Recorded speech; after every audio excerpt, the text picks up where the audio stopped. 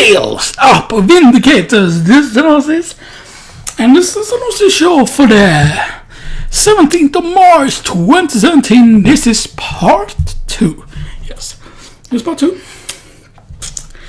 And today we're talking about The Legend of Zelda Breath of the Wild for the Nintendo Switch. This is what it looks like here in the back. And this inside, of course, the inside is pretty nice as well, you know. And there's the little slot there. They are basically like SD cards and stuff like that. And of course, one thing you probably can do is change your front to this. Just like with folded cover. Let me show you here how you do that. For example, we're gonna have to have it like this, I think. Yeah.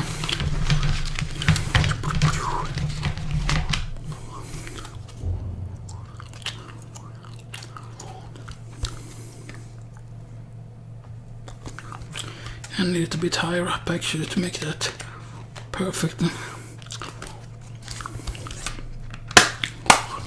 Now you can see then you can have this as the front and this is the back with this inside instead, you know. So that's something you could do like with Fallout 4 as well, you know, and stuff like that. So yeah, if you want to have this as a cover. But it can be harder to figure out what game it is, you know, so I'm gonna just switch back to what's normal. You know, and stuff. Do-do-dee-doo-dee-doo-dee-doo-dee.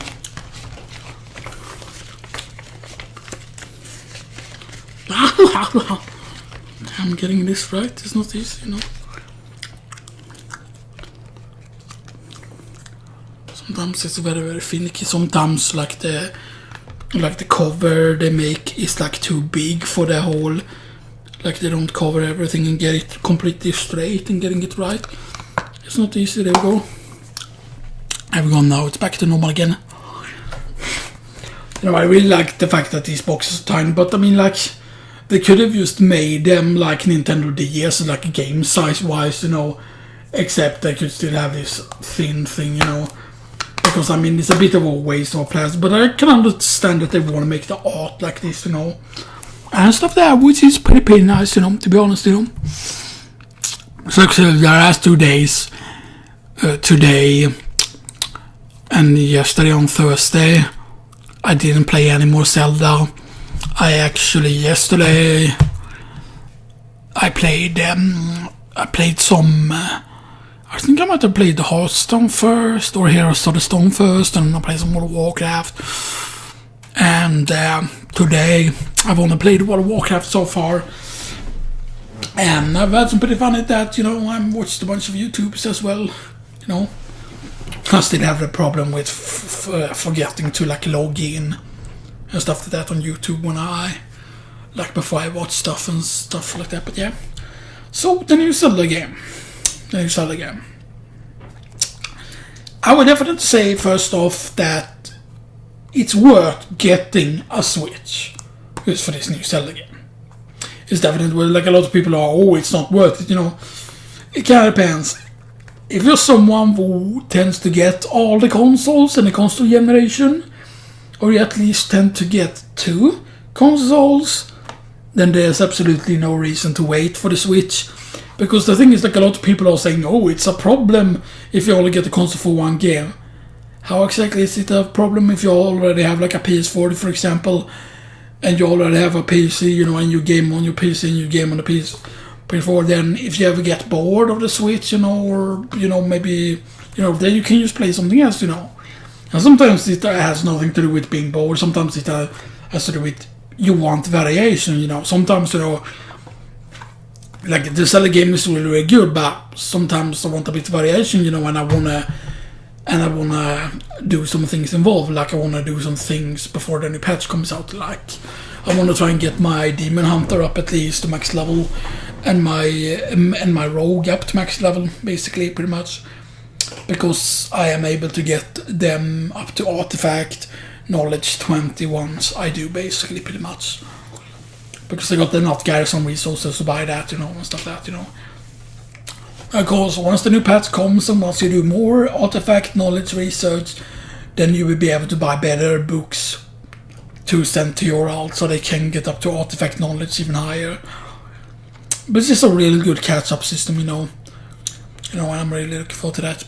But yeah, so the new Zelda game, I think it's a bit funny with how the scoring has worked with this, how people have scored it, and how some people are like, if you give it a 10 out of 10, then you're a fanboy or whatever, or like, because some people, I feel like some people online on YouTube, they make scores on games based on what the mainstream does.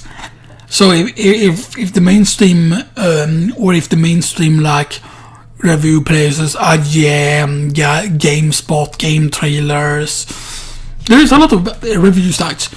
If the majority of the review sites tend to give something 10 out of 10, there's some reviews are like, I'm gonna give this a lot lower just to prove that I'm unique and I'm different. I don't give the same score as everyone else, And that seems to be pretty common because, then like, if the majority of big review sites give something 10 out of 10, and then if you come out and give something totally different, like, and stuff that, then it's like, it attracts attention, and that means your video will get more views and stuff that, and, stuff that, so it's a trick that, people know about, it's pretty easy to do, because, and sometimes it's pretty silly, like, sometimes, I would definitely agree with certain people's review.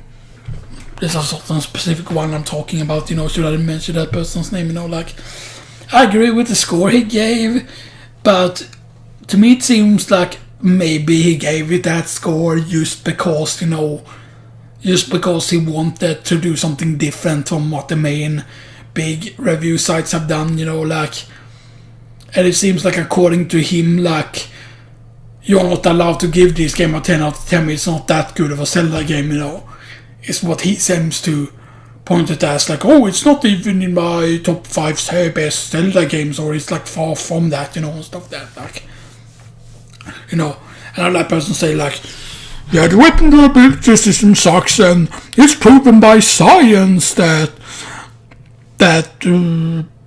is true, and that you cannot say anything else against it, because then you're wrong and I'm right, and I am always right because I wear big black coat and then I wear sunglasses and then blah blah blah blah. Not about that because of what it feels like, but okay, he didn't say that in the review, but he did say it in another video, like, basically if you disagree with him, then you're dumb, you're a dumbass and you should go kill yourself. That's pretty much. That's pretty much what I, almost like what he says, what he means when he says things. I guess, or maybe that's just me not understanding humor or whatever, what I'm reading when someone is just joking, about something, and then blah, blah, blah. But, his score is completely fine, he gave it 7 out of 10, It's a completely fine score, Although some people have made interesting comments on that. The way his scoring system works is that, from what he said, if you read the written review he did on it, because there's no video on it, and I believe that has to do with Nintendo just trademarking everyone's video and then they make no money from it. So yeah. But if you read the review, if you read the written review right, then according to a lot of people, it seems more like it would be an 8 out of 10, considering he still considers it's a very, very good game, and stuff that, like, it definitely has more plus point than flaws, and it's definitely a game that everyone should be able to enjoy, and that's kind of what the 8 out of 10 is. But then why a 7? It is understandable, like, 7 is still a very good game, like, generally, like, 6 is a good game, 5 is like considered on average. 4 is really when it starts having like more negative things than positive things. But 4, some people might still enjoy a game that gets a 4, like, I know, like, that's the really main problem. Like, what I think that reviewers need to start doing is not giving scores at all. Instead, give a plus and a minus. Good things about the game, bad things about the game, and then explain the things really well. And I think the main problem a lot of people do is that they, for example, when he mentions the weapon, the ability system, like he mentions, oh, it's so bad, it just makes things frustrating, but then tell me what your alternative would be, Jim. Tell me that, please. Because here's the thing, right? What if they cannot do an alternative? Like, here's the thing, like, let's say they do an alternative so that weapons in Breath of the Wild no longer breaks, right? So that seems all fine and dandy, but if weapon no longer breaks, then that generally means they would probably remove a shit ton of weapons from the game, right? They will need to remove a lot of the weapons because there are a lot of weapons that have very, very similar damage to one another, and then it doesn't make sense to have like two weapons with kind of the same damage unless there are different type of weapons. Like if you have two swords, one has 14 damage, one has 16, there's no point in having them both in.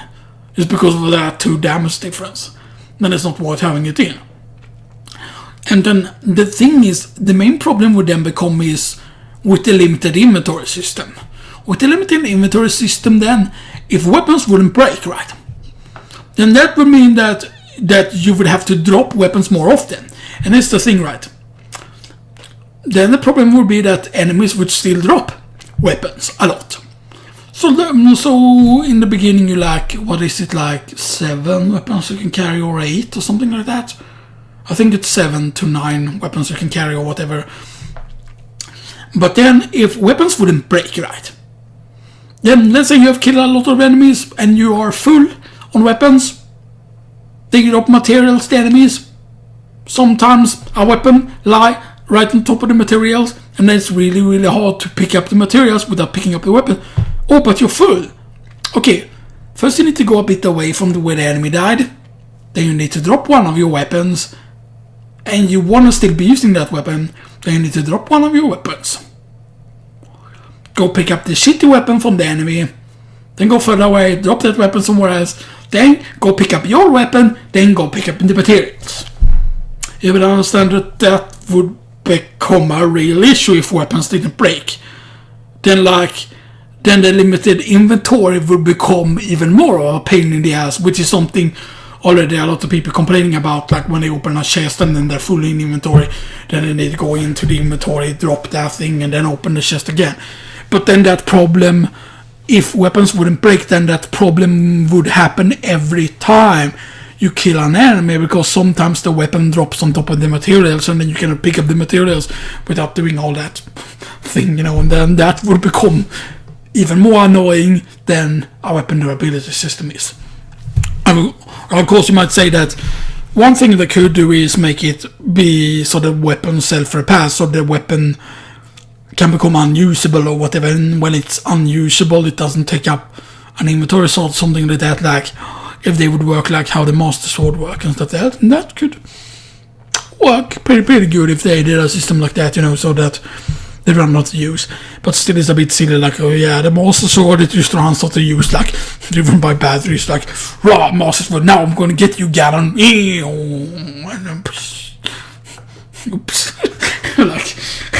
like Link coming up against Ganon, and then it runs out of use. It's when he's about to swing, and then it's Ganon, and Ganon gets mad annoying, and then you sweeps, poof, smacks Link around.